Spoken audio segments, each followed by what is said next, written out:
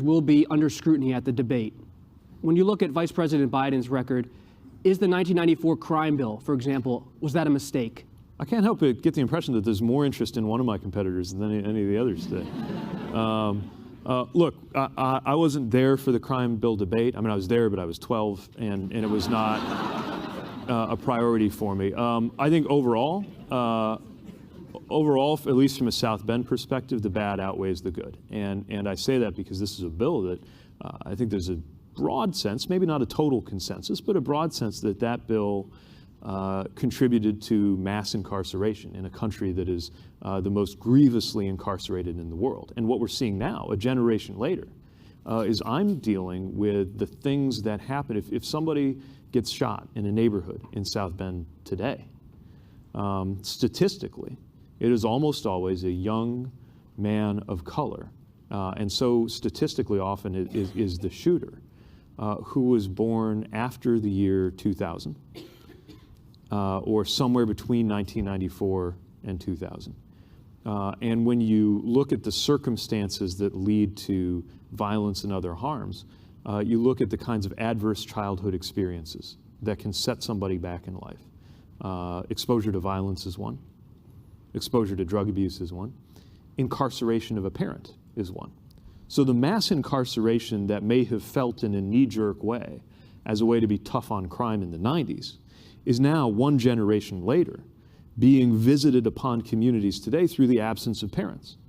Some of the very same people who were lamenting the breakdown of the family were breaking up families by incarcerating people for nonviolent drug offenses. And to the extent that a lot of the money out of the crime bill went toward building prisons, I think that has made us worse off. Now, of course, there are certain things in that package, the gun reform, sending money to communities to enhance their access to certain law enforcement resources that we'd be happy to have. But on balance, I think the incarceration did so much harm that I would think that even those who were behind the 94 crime bill, at least many of them, would do it differently if they had a chance to do it again. But should they be held to account? Well, that's what elections are for. And I think that, if nothing else, we've begun to realize how we can be a little smarter about things like nonviolent drug offenses. Now, that's playing out in a way that's kind of uneven right now. So you take opioids, really tough issue in New Hampshire, certainly Claremont, where I was a few days ago. Tough issue at home in South Bend. People I know, people I care about have been lost to this epidemic. And America has finally realized that this is a medical, not moral issue, that we need to treat addiction not as something to be criminalized, but as something to be treated. Now, as we have this conversation about how to deal with opioids, there's a lot of people, especially people in the black community back home, who say to me, Mayor, it's great that you're really enlightened and forward-thinking now about drugs.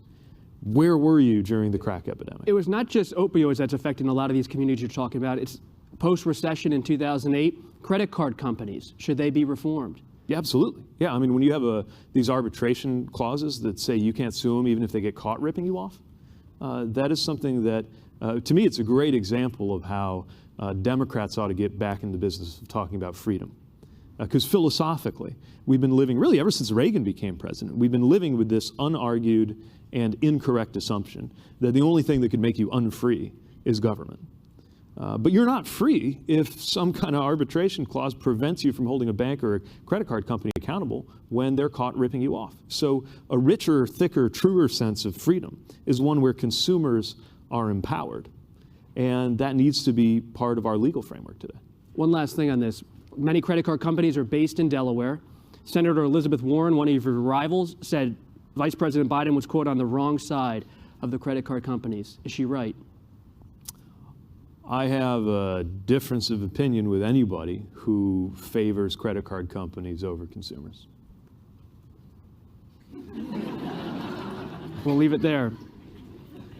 When I'm asking a lot of voters about you, they say if you win the nomination, you're going to be on stage with